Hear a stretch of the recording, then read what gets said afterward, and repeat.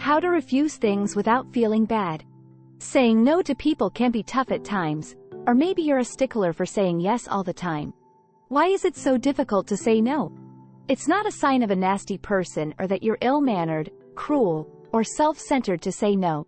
It's okay and important to say no. It's time for you to get this skill. Here are 10 pointers to get you going. First, begin using the word. No is a strong word. So begin making use of it for your benefit. Give yourself complete license to say no to things that may badly impact your physical or mental health, such as unreasonable favors, unpaid work, activities you don't want to perform or uncomfortable settings, individuals that drain you, and anything else. You will get more accustomed to saying the real word, no, if you use it more frequently. Sometimes, the only way to communicate with someone who is incredibly insistent is to repeat the word. Just keep saying no when they demand. They'll get the message eventually. Second rule, don't say sorry. It's understandable that you want to decline in a kind manner, and you frequently begin by apologizing. Don't get me wrong, however, being courteous is crucial. But expressing regret only makes your rejection appear cowardly. Saying no needs to be done with firmness and without hesitation. Third, postpone. Say something like, sounds interesting. Let me think it over first. Or, can I get back to you on that, if you are considering the request but have some doubts. This works well in situations where you have to deal with pushy salespeople or when you are currently too busy to think clearly. This relieves you of the pressure to make a decision right away and provides you the time and space to consider it. Number 4. Present a different approach. You can also answer in a style that suits you and makes you feel at ease. In this manner, you're not really saying yes, but you're also not really saying no. For instance, you may assist in identifying a fix. Suppose someone approaches you to assist with a move. You are aware of your laziness, and you would probably spend the entire day complaining. Rather than declining, you may offer to round together a few mutual friends who would be more willing to assist. In this manner, you can demonstrate that you made an attempt. Tip number 5, bargain. A no can occasionally be changed to a yes if the other person agrees to do anything in exchange. In this manner, saying no won't make you feel horrible, and saying yes will result in anything. For instance, suppose your supervisor requests that you work on a new project, but you are aware that you must finish your existing job by the deadline. What then are your options in this precarious situation? Try to negotiate rather than whining and telling them it's not possible. Find out if the new project has a greater priority than the one that is underway. It's possible that you may extend the due date for your present project by several days. Number 6.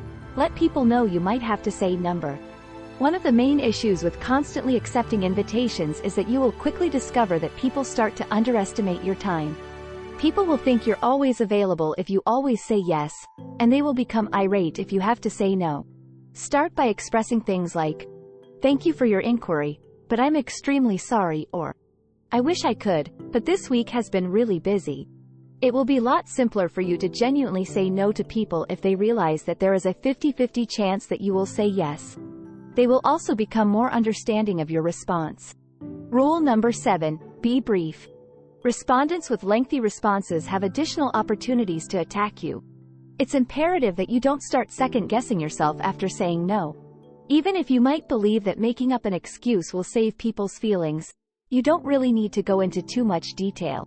This is particularly crucial if you told a small white lie because giving false information about the reasons you answered no could make you feel worse. Recall that you owe no one anything, and that no one has the right to dictate to you what does or doesn't important in your life. Create a not to do list. Number 8. It's fantastic that you've decided to start saying no. But now you need to make a plan or else you'll probably end up reverting to your previous habits. Take 10 to 15 minutes to jot out a short list of everything you wish to refuse and stay away from. Things that greatly hinder your productivity, or simply things you detest accepting.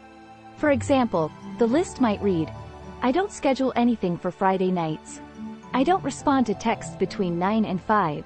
I don't schedule meetings before 11 a.m. Or I don't go out for drinks more than twice a week. 9. Create a to-do list. If you don't have a plan for the day when you wake up, you make it easier for other people to control your schedule. You'll be more productive, more ease, and far more able to say no to impulsive requests that arise during the day if you plan your day. 10. Consider saying no as a self-love act. Although we don't actually consider it that way, refusing is a courageous act of self-love.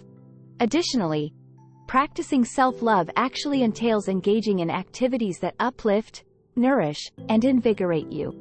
If you are unable to recall when you last completed any of these tasks, you might want to take another look at your stacking schedule. Perhaps this is the right moment to pull out the old no and give it a try. Maintaining a good equilibrium when expressing yes and no is crucial. People will respect you more and value your time more if you do this. But there will be instances in which you should answer yes, regardless of your laziness, desire, or other commitments you are aware of. Emergencies. Aim to be a decent person. Don't refuse to aid a friend in need just because you'd rather wank your willy or paint your nails if they're going through a difficult time. How do you feel? What additional effective techniques of saying no do you know? In what situations have you said no? Tell us in the comments section below. I appreciate you seeing. Please hit the like button and share this video with your friends if you found it entertaining. It truly is beneficial to us. Click the subscribe button if you'd like to see more videos just like this one.